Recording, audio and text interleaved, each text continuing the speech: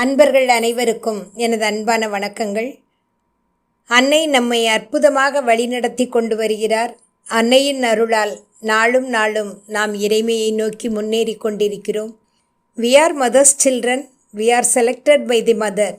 நாம் அனைவரும் அன்னையின் குழந்தைகள். நாம் அன்னையால் தேர்ந்தெடுக்கப்பட்டுள்ளோம் என்று நாம் அனைவரும் பெருமிதத்தோடு சொல்லிக் கொள்வதுண்டு. அன்னை அன்பர்களாகிய நாம் எல்லோரும் இந்த வார்த்தைகளை கூறுவதில் ஆனந்தமடைவதுண்டு. இவை சத்தியமான வார்த்தைகள். அன்னையை அறிந்து கொண்டு அன்னையை சரணடைந்த சில காலங்களிலேயே நமக்குள் இந்த நம்பிக்கை வேரூன்றிவிடும். மதர் நம்மளை பார்த்துப்பாங்க, மதர் நம்மளை செலக்ட் பண்ணியிருக்காங்க. எல்லோரும் இந்த பாதைக்கு அவ்வளோ சீக்கிரம் வர முடியாது. நம்ம இந்த பாதைக்கு வந்திருக்கோன்னா, நமக்கு அந்த பாக்கியம் கிடைச்சிருக்குன்னா we are really blessed என்று உள்ளுக்குள் ஏதோ ஒன்று நமக்கு உணர்த்தி கொண்டே இருக்கும். ஆனால் இவ்வாறு உணர்த்தப்பட்டாலும் இந்த வார்த்தைகளில் பொதிந்திருக்கும் உண்மையை பூரணமாக உணர்வதற்கு நமக்கு சில காலம் பிடிக்கும். உணர்ந்துவிட்ட பிறகு பாதையில் வெற்றிகரமாக பயணம் செய்ய தொடங்கி விடுவோம். இந்த உலகத்தில் உள்ள எல்லாருமே அன்னையினுடைய குழந்தைகள் தான். டிவோட்டிஸ் மட்டும்தான் அன்னையுடைய குழந்தைகள் என்பது கிடையாது. ஆனால் நம்ம மட்டும் ஏன் அன்னையின் குழந்தைகள் என்று சொல்லிக்கொள்வதில் அவ்வளவு பெருமிதம் அடைகிறோம்? அப்போது அதற்கான தகுதியையும் சிறப்பையும் நாம் வளர்த்து கொள்ள வேண்டும் என்பதிலும் நாம் கவனமாக இருக்க வேண்டும். அன்னையின் குழந்தைகள் என்று உரிமையோடு சொல்லிக்கொள்வதற்கு ஏற்ற வகையில் நம்மை நாம் தயார்படுத்த வேண்டும். அன்னை காட்டும் பாதையில் வழி நடப்பதற்கு சித்தமாக இருக்க வேண்டும்.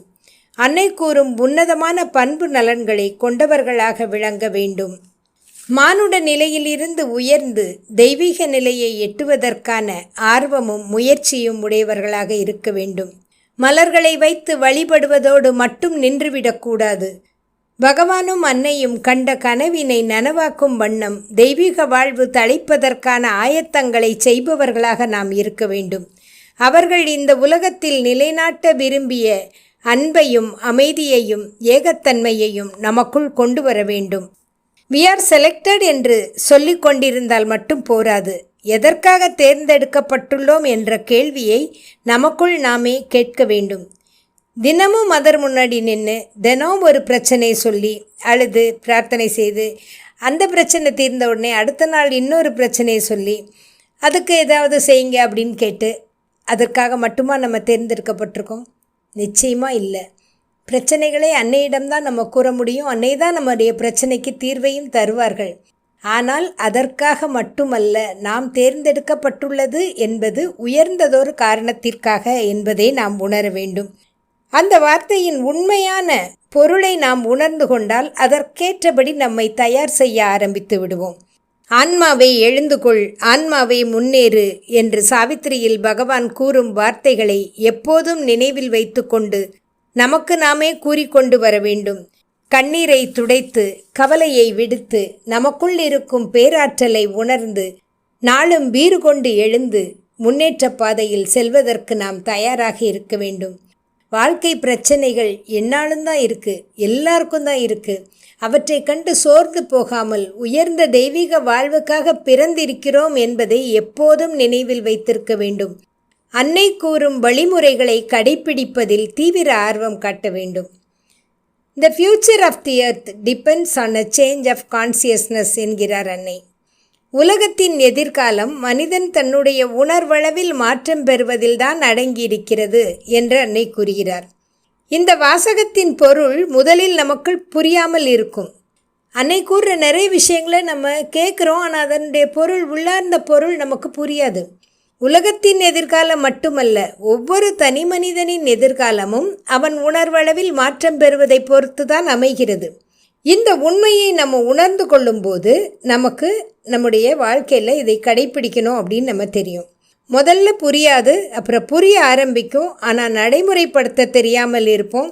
இப்போ நம்ம குழுவில் கொடுப்பது போன்ற சில பயிற்சிகளை மேற்கொண்டு வரும்போது உணர்வளவில் நாம் மாற்றம் பெறுகிறோம். நம்முடைய குறுகிய உணர்வு நிலையானது மாற்றம் பெற்று அகண்ட பேருணர்வாக மாறுகிறது. அந்த மாற்றம் நமக்குள்ளே ஏற்பட ஆரம்பிக்கும் போதே நம்முடைய வாழ்க்கையில் முன்னேற்றமான திருப்பங்கள் ஏற்படுவதையும் நாம் உணர ஆரம்பிப்போம்.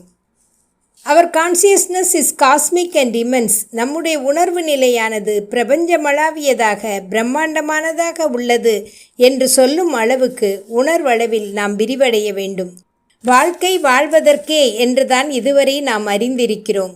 அன்னையிடம் வந்த பிறகு வாழ்க்கை என்பது ஆனந்தமாக வாழ்வதற்கே என்பதை புரிந்து கொள்கிறோம். அன்றாட வாழ்க்கையை அன்பு நிறைந்த வாழ்வாக, அருள் மிகுந்த வாழ்வாக, ஆனந்தமயமான வாழ்வாக அன்னை நமக்கு மாற்றித் தருகிறார். இல்லற வாழ்க்கையை இனிமையுடன் கூடிய இறை வாழ்வாக மாற்றித் தருகிறார். நம்முடைய குறுகிய மானுட உணர்வை அகண்ட தெய்வீக உணர்வாக மலரச் செய்கிறார்.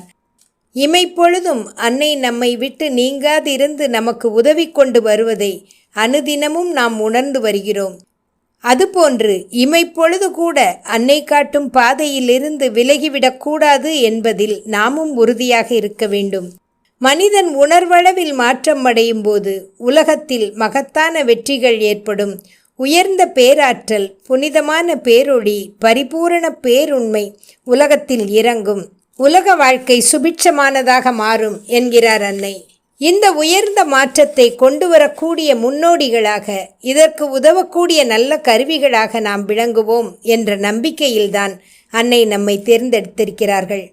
அன்னையின் சித்தப்படி செயலாற்றுவோம். அவர் காட்டும் பொற்பாதையில் வழி நடப்போம்.